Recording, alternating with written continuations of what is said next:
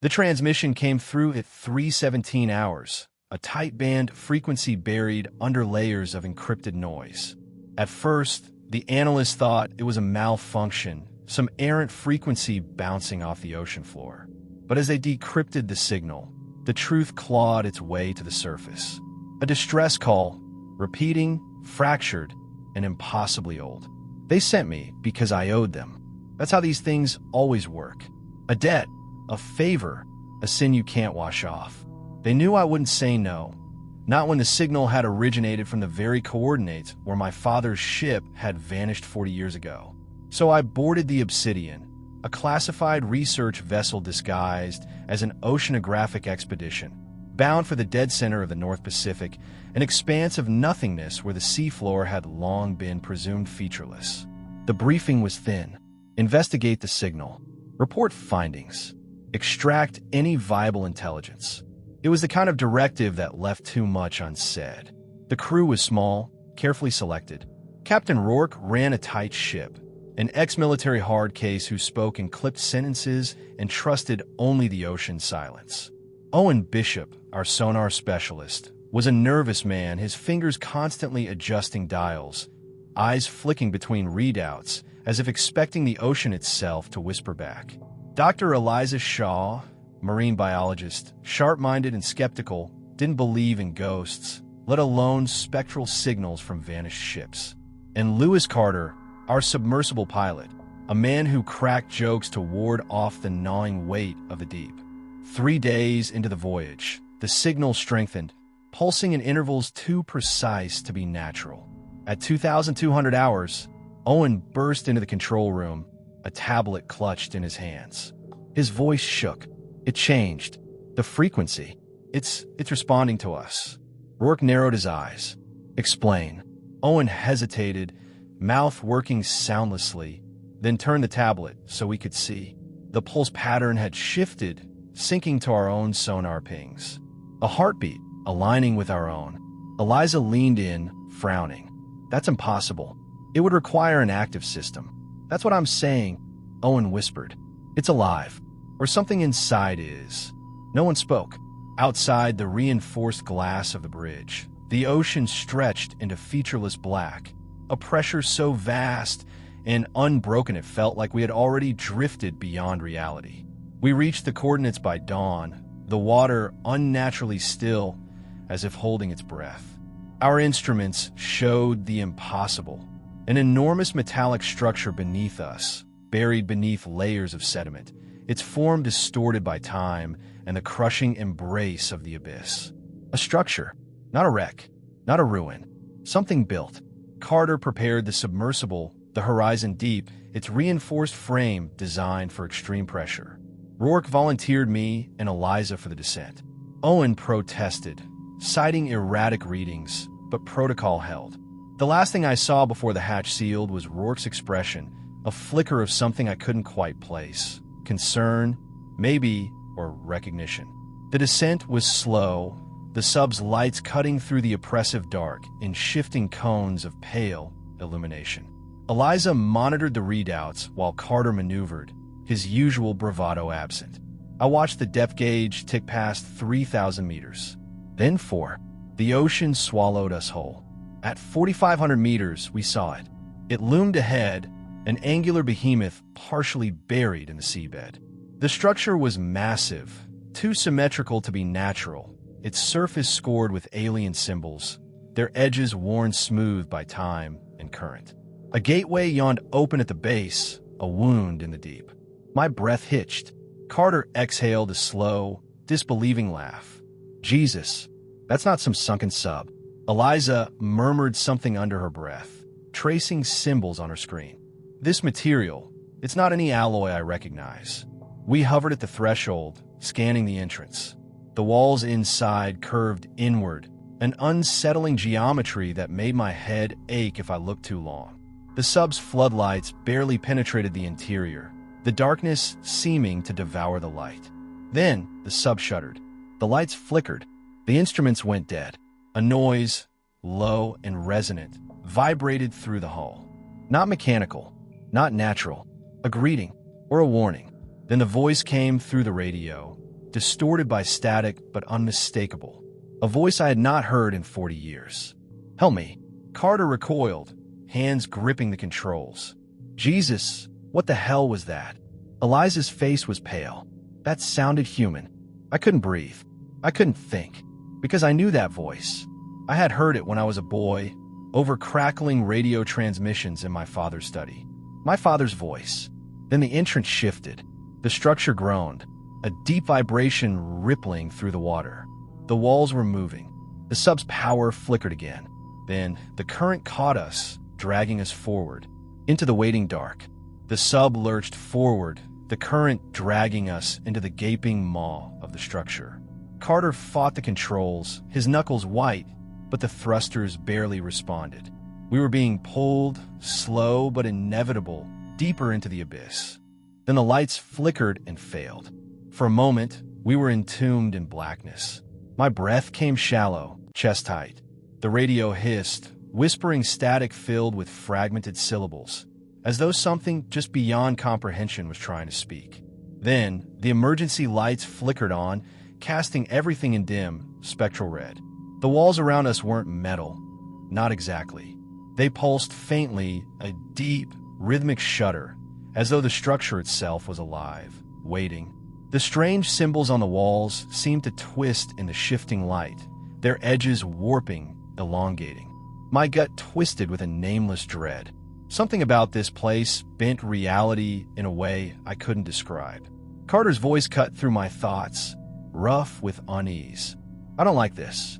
Feels like we're in a damn throat." Eliza adjusted the scanners, frustration tightening her jaw. "There's no readable composition on these walls. It's not metal, not rock. Nothing registers." "I say we back out," Carter muttered, his fingers tight on the controls. "Now." He tapped the thrusters, but instead of reversing, the sub trembled violently. A jolt rocked us sideways, alarms blaring. The sonar flared wildly, detecting movement where there should be none. And then, the tunnel behind us sealed. A thick, seamless wall had risen, cutting off our exit. No crack, no seam, nothing to indicate there had ever been an opening. "We're trapped," Eliza whispered. My heart hammered. There has to be another way out.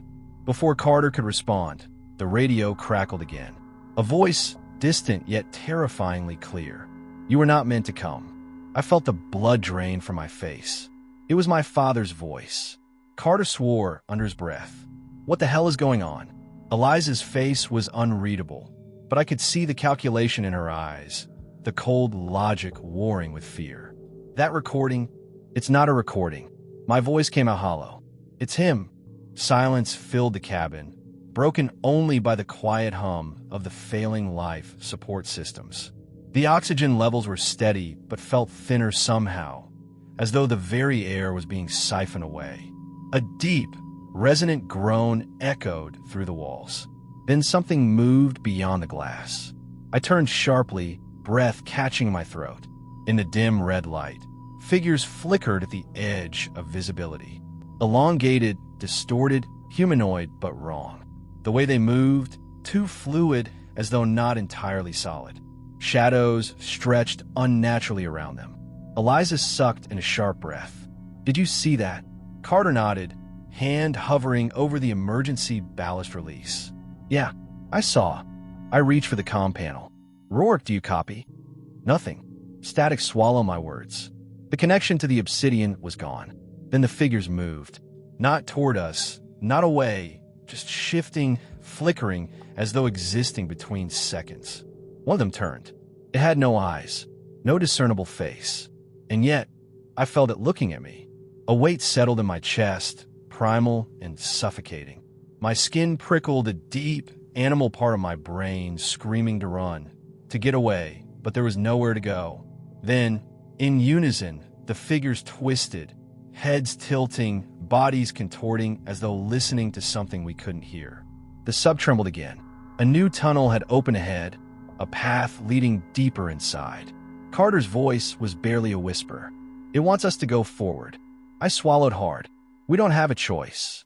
The sub drifted forward, deeper into the prison. The further we went, the more the walls changed. What had once looked like carved symbols now resembled something else entirely. Etchings that pulsed and moved when unobserved, like an ancient language desperately trying to be understood. But the meaning, whatever it was, remained just out of reach. Then we saw the cells. Massive, cavernous structures built into the walls, each enclosed by an energy field flickering with eerie, residual power. Whatever had been contained here had long since decayed. Twisted skeletons slumped against walls, limbs too long, rib cages unnaturally wide. Some seemed frozen in agony, mouths locked open in eternal, silent screams. Eliza's breath hitched. These aren't human. I forced myself to speak past the tightness in my throat. Prisoners. Carter exhaled sharply. Who the hell built this place? Eliza ran a trembling hand over the screen, scanning the remains. Not who. What? Then a new noise. A rhythmic clicking like claws on metal. Carter adjusted the floodlights. The beams swept across the chamber, illuminating a deeper cell. One that wasn't empty. Something inside moved. A shape unfolded from the darkness, rising unnaturally tall, its form obscured by shifting shadows. A glimmer of something metallic but wrong. The shadows clung to it, wrapping around its body like living tendrils. Then it turned. The last thing I saw before the sub's lights flickered and died was a single burning eye fixed directly on me. Then, the radio came alive again. A whisper. My father's voice, urgent, terrified. You have to leave. Now. The whisper faded into static, but the urgency in my father's voice lingered, reverberating in my skull. Carter was frozen at the controls, his breath shallow. Eliza clutched the scanner, her knuckles white, the dim red emergency lights casting her face in stark relief. Then movement. The thing inside the cell shifted, a grotesque silhouette against the wavering energy field. It had no clear shape, no defined edges, just a distortion in the air, like heat warping the horizon. The single burning I locked onto us, unwavering, sentient. Then the field failed. A high-pitched shriek tore through the radio, an unnatural sound that made my teeth ache. The sub's systems flickered, emergency alarms screaming in protest. Carter swore, hands flying across the controls, but the sub refused to respond. We were dead in the water. The entity stepped forward. Not walked, moved. The space around it shuddered as it passed, like reality bending to accommodate its presence. The figures we'd seen before, the flickering shadows, shifted, contorted, recoiling from the thing's presence. They were afraid of it. Eliza's voice was tight with barely contained panic. What the hell is that? I had no answer. Carter yanked at the manual ballast override. We need to go. Now. The sub didn't move. The thing raised a limb, an approximation of an arm, stretched and wrong. A noise, low and resonant, reverberated through the hull. It wasn't sound. It was inside my head. Then everything went dark. A moment, a breath, a lifetime. I couldn't tell how long. But when the lights flickered back on, we were somewhere else. The walls were different now, smooth and shifting. The symbols unreadable, but thrumming with meaning just beyond comprehension. The corpses in the cells were gone. The thing with the burning eye was gone. But something was still here, watching. A deep, resonant groan echoed through the sub, and a new passage opened ahead. The way forward. Carter was shaking. No way. I'm not. A sharp crack cut him off. The sub jerked violently, metal groaning. Something was moving outside. Something massive. Eliza barely had time to register the readings before the wall beside us split apart. A maw, impossibly wide, lined with shifting, blackened teeth, unfurled in the darkness beyond the viewport. The sub was being pulled toward it. I grabbed the manual release lever. Carter now. He slammed his fist down on the emergency ballast release. The sub jolted, dropping like a stone, but the pull persisted. The instruments went wild, readings fluctuating between nonsense values and impossible depths. Eliza's voice was distant, hollow. This isn't pressure. It's not water. She was right. The space beyond the walls didn't move like liquid. It consumed light, bending it unnaturally. The stars that shouldn't have been there flickered in a sky that shouldn't exist.